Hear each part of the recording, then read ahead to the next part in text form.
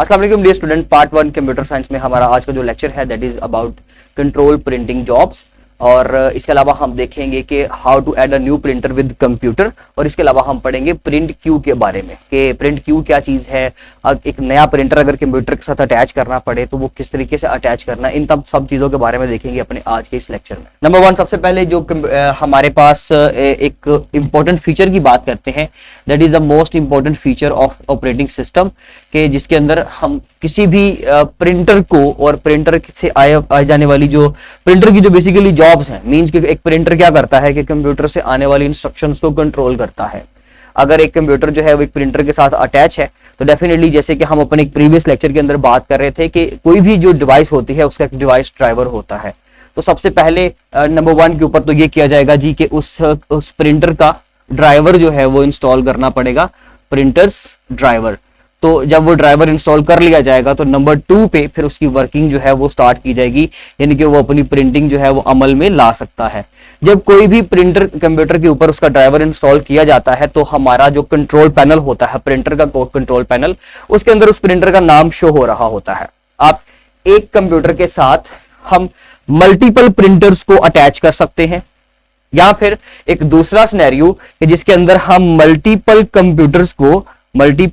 Computers को किसी एक ही प्रिंटर के साथ अटैच कर सकते हैं। जैसे कि number 1 and number 2 both the systems are connected with a single printer, और यहां पर अगर हम बात करें तो multiple printers are attached with a single individual computer. तो अगर मल्टीपल प्रिंटर्स को अटैच करना है कंप्यूटर के साथ तो ये भी ओके है, हम ये भी काम कर सकते हैं। एंड सिमिलरली अगर हमारे पास मल्टीपल कंप्यूटर्स हैं और अगर हमने उनको एक सिंगल प्रिंटर के साथ अटैच करना है तो ये भी पॉसिबल है, क्योंकि बेसिकली नेटवर्क का एक बहुत ही इंपॉर्टेंट फीचर है हार्डवेयर शेयरिंग का, कि ऑपरेटिंग सिस्टम बेसिकली ये फीचर प्रोवाइड करता है और नेटवर्क बेसिकली इसको असिस्ट करता है कि अगर एक बहुत सारी जो सिस्टम डिवाइसेस हैं, तमाम डिवाइसेस अगर एक ही नेटवर्क का हिस्सा बन जाएं तो ये आपस में रिसोर्सेज को शेयर कर सकते हैं। तो इसका मतलब है कि तमाम प्रिंटर्स इसको और ये इन सब के साथ कम्युनिकेट कर सकता है, ये फाइल्स को शेयर कर सकते हैं। तो इस तरह के सिनेरियो में जो है वो हमें पढ़ना है जी अपना कंट्रोल प्रिंटिंग जॉब के प्रिंटिंग जॉब्स फिर कैसे कंट्रोल में आती हैं, कैसे कंट्रोल किया जाता है। देखें स्टूडेंट्स, जब मल्टीपल जो है वो आप कह सकते हैं कंप्यूटर किसी एक ही प्रिंटर को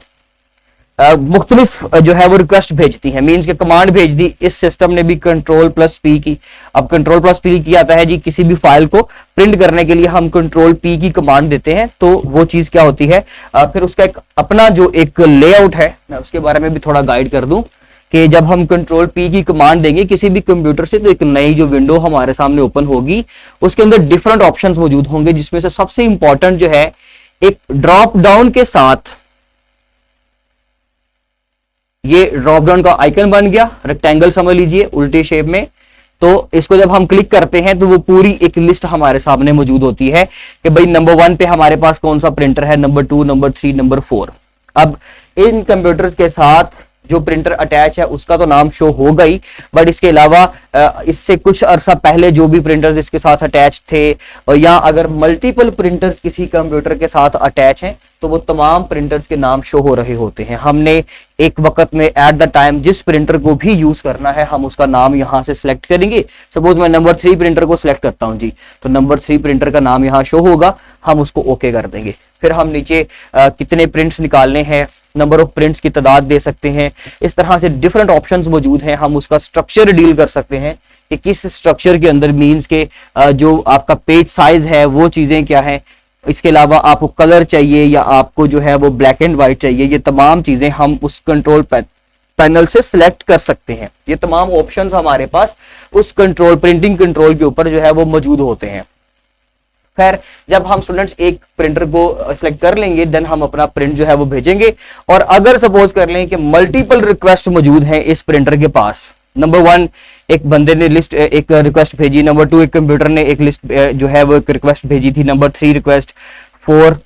5 एंड 6, इसके पास टोटल 6 रिक्वेस्ट मौजूद हैं। और उसके बाद एक रिक्वेस्ट आपने भी इसमें ऐड कर दी, ठीक है जी। तो वो क्या करेगा कि जो सबसे पहले रिक्वेस्ट आई हुई थी, यानी कि जो सबसे पहले आई थी, ये बेसिकली इसका जो स्ट्रक्चर होगा, वर्किंग मैकेनिज्म, वो क्या होगा, फर्स्ट इन फर्स्ट आउट। पहले रिक्वेस्ट आएगी तो वो पहले ही जाएगी, यानी कि उसका काम पहले किया जाएगा, आप पहले आओ पहले जाओ, ये वो वाला सिनेरियो हो गया। तो जिसने सबसे पहले रिक्वेस्ट भेजी होगी उसकी रिक्वेस्ट को सबसे पहले वो क्या करेगा, फुलफिल करेगा। उसके बाद जो नंबर 5 थी उसको फुलफिल करेगा, उसके बाद नंबर 4 को डन करेगा। इस तरीके से वो मल्टीपल प्रिंट्स जो है वो सारे हम प्रिंट देने के बाद जो है मल्टीपल कंप्यूटर जब प्रिंट देते हैं तो वो थोड़ी देर के लिए स्टे लेते हैं, थोड़ी देर के लिए गैप लेते हैं, थोड़ी देर का ब्रेक आता है, जब तक जो है वो बाकी सारे काम प्रिंटर कर नहीं लेता, तब जो है आपका जो लास्ट जो आपने रिक्वेस्ट भेजी थी, रिसेंट जो रिक्वेस्ट थी, उसको भी वो इसी तरीके से क्या करेगा, प्रोसेस करेगा। इसके लिए एक विंडो है, वो विंडो आपको दिखा देता हूं कि बेसिकली किस तरीके से वो प्रिंट व्यू जो है हमारे सामने आता है। तो ये बेसिकली 3 विंडोज का कॉम्बिनेशन ही मैंने आपको दिखा दिया है कि जिसके अंदर हमारे पास जो सबसे टॉप वाली है उसमें आ रहा है कि बेसिकली अगर कुछ मल्टीपल रिक्वेस्ट जो हमें विंडो 2 के ऊपर शो हो रही हैं, वो डॉक्यूमेंट्स की या किसी भी चीज को प्रिंट करने की अगर मल्टीपल रिक्वेस्ट उसके पास जमा हो जाए प्रिंटर के ऊपर, तो हम अगर चाहें तो हम उन तमाम क्यू के अंदर लगी होने वाली तमाम जो बेसिकली लाइन में जो लगने वाली तमाम फाइल्स हैं, डॉक्यूमेंट्स हैं, रिक्वेस्ट हैं,